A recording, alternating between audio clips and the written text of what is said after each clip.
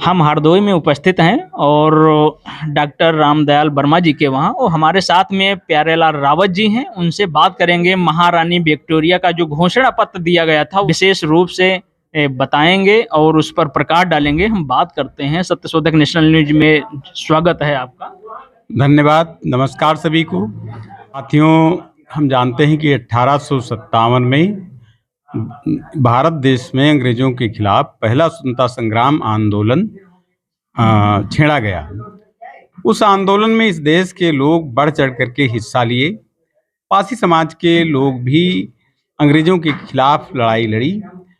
यहाँ तक कि लखनऊ में वीरांगना उदा देवी पासी के नेतृत्व में 36 अंग्रेजों को मार गिराया। 16 नवंबर 1857 को 36 अंग्रेज मारे। अंग्रेजों का कहना था कि हमारे साम्राज्य में कभी सूर्य अस्त नहीं होता है। उनसे कहीं कोई इतनी बड़ी लड़ाई नहीं कर सका। इतनी संख्या में किसी ने अंग्रेजों को जान माल का नुकसान नहीं पहुंचाया। वीरांगना उदा देवी पासी ने 36 अंग्रेजों को मार गिराया।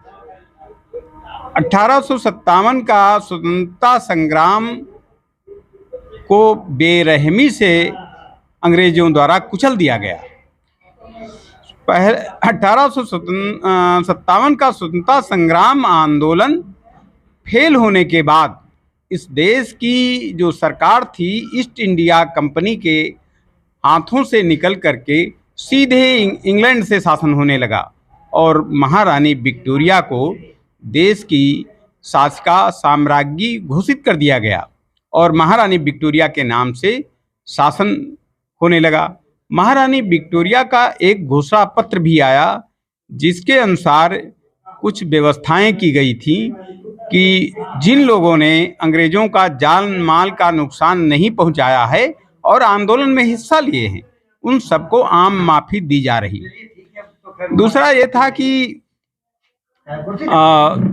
अब हम देश के भारत के धार्मिक मामलों में हस्तक्षेप नहीं करेंगे और ये भी उस घोषणा पत्र में था कि जिन लोगों ने अंग्रेजों को जान माल का नुकसान पहुंचाया है उनके लिए 1858 में एक कमीशन बना और उसकी जांच रिपोर्ट आने के बाद पासी समेत देश की 200 से ज़्यादा जातियों को अपराधी घोषित कर दिया गया और पुलिस द्वारा इनका दमन किया गया।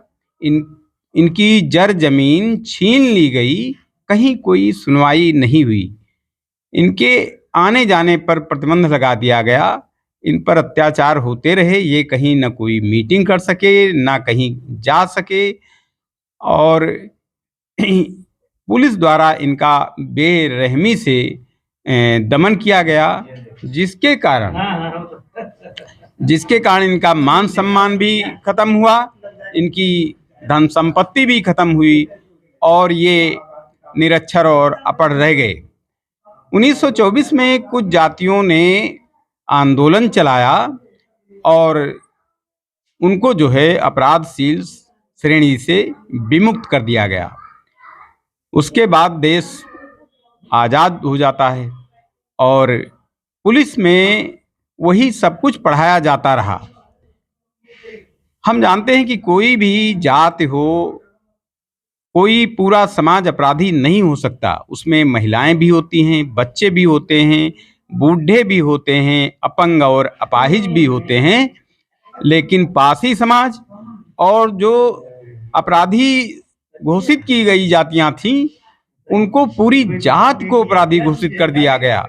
ये बड़ी विडंबना थी और इनको अपराधी घोषित करने में जो यहाँ के राजे महाराजे सीरदार जागीरदार तालुकेदार थे उन लोगों ने गवाहियाँ देकर इनको अपराधी बनाने में अपनी मुख्य भूमिका अदा की।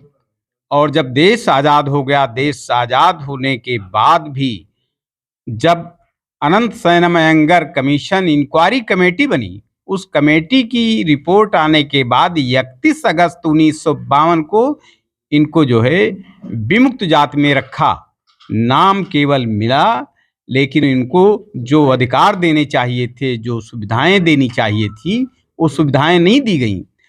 हम जानते हैं कि स्वतंत्रता संग्राम आंदोलन में जिन लोगों ने भाग लिया उनको स्वतंत्रता संग्राम सेनानी घोषित किया गया, उनको पेंशन दी गई, उनको सुविधाएं दी गई, लेकिन पूरी कौम को अपराधी घोषित अंग्रेजों ने कर दिया, इनका दमन किया गया, इनको स्वतंत्रता संग्राम सेनानी नहीं माना गया।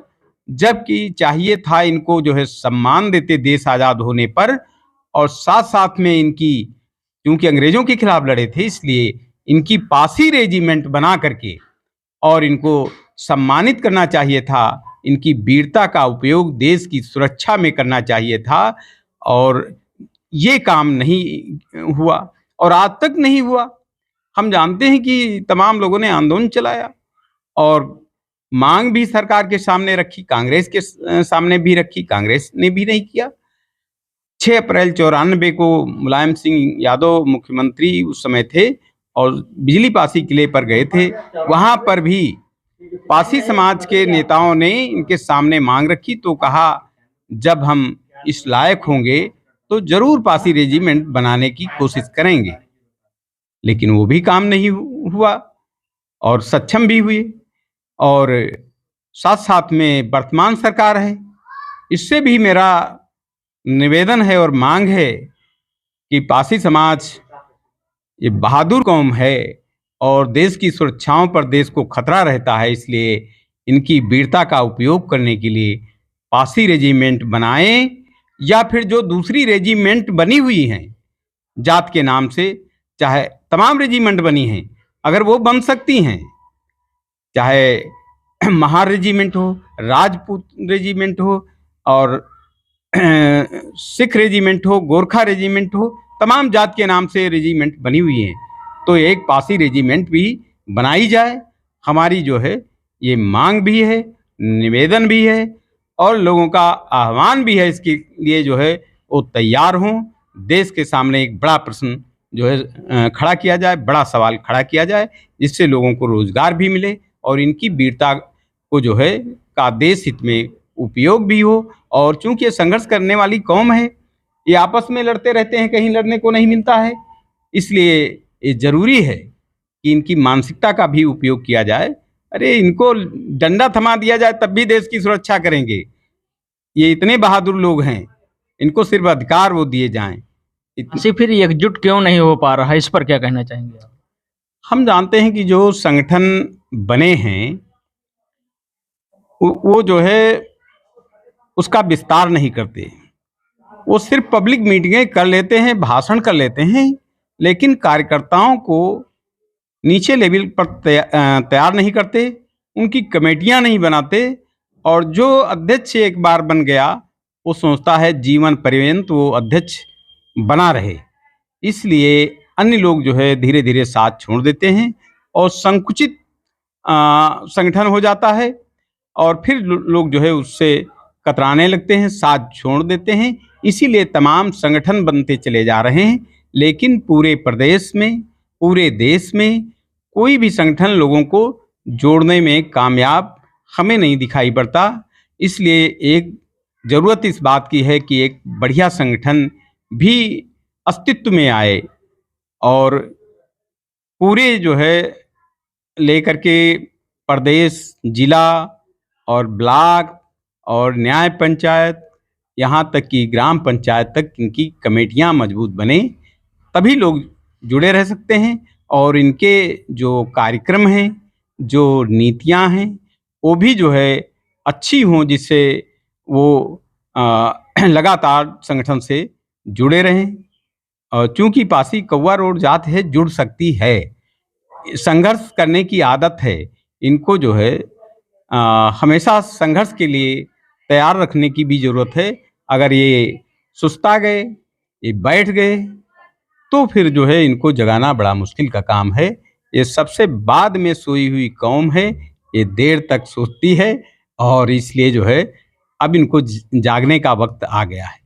अभी बात चल रही थी महारानी विक्टोरिया के घोषणा पत्र की, तो उसमें एक महत्वपूर्ण घोषणा पत्र का एक महत्वपूर्ण पॉइंट ये भी है कि जो भारत देश के जितने भी राजे महाराजे, सीरदार, जागीरदार, तालुकेदार, जमींदार थे, महारानी विक्टोरिया के घोषणा पत्र के अनुसार उनको टैक्स वसूलने का, यानी लगान वसूलने का अधिकार भी दिया गया और लोगों को जमीन से बेदखल करने का भी अधिकार दिया गया। इस प्रकार जो राजे महाराजे थे उनमें जो रोष पनप रहा था वो रोष खत्म हो गया और ये राजे महाराजे, सीरदार, जागीरदार अंग्रेजों के प्रतिनिधि बनकर काम करने लगे और एक हिसाब से आंदोलन को दबाने के लिए भी ये लोग जो है अपने बल का प्रयोग करने लगे। तब यही राजे महाराजे जो उनके क्षेत्र में कोई आंदोलन करता था तो वो समझते थे कि हमारे खिलाफ आंदोलन कर रहा है। इस प्रकार से जो महारानी विक्टोरिया का घोषणा पत्र है उसका इस देश पर दूरगामी असर हुआ और जो राजे महाराजे यहाँ पर जिन लोगों को पहले अपने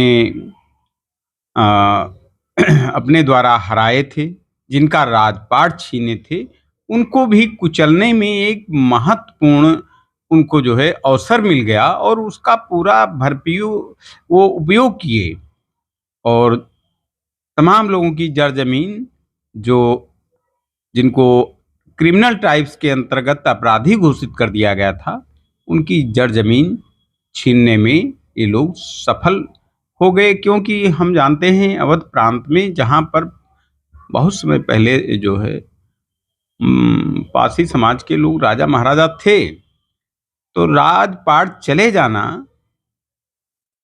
वो तो राजतंत्र में मामूली बात है और प्रजातंत्र में तो और भी ज़्यादा संभव है। लेकिन किसी समाज का गरीब हो जाना इस सवाल खड़ा करता है कि आखिर क्यों गरीब हो गए। तो अंग्रेजों के 150 साल में के शासन के दौरान इस महारानी विक्टोरिया के घोषणा पत्र का असर जो है, जो अपराधशील जातियां घोषित की गई उनके जीवन पर बहुत बड़ा प्रभाव पड़ा। उन्हें अपराधी घोषित किया गया और ये जो है जमींदारों सीरदारों को लगान वसूलने का अधिकार दिया गया।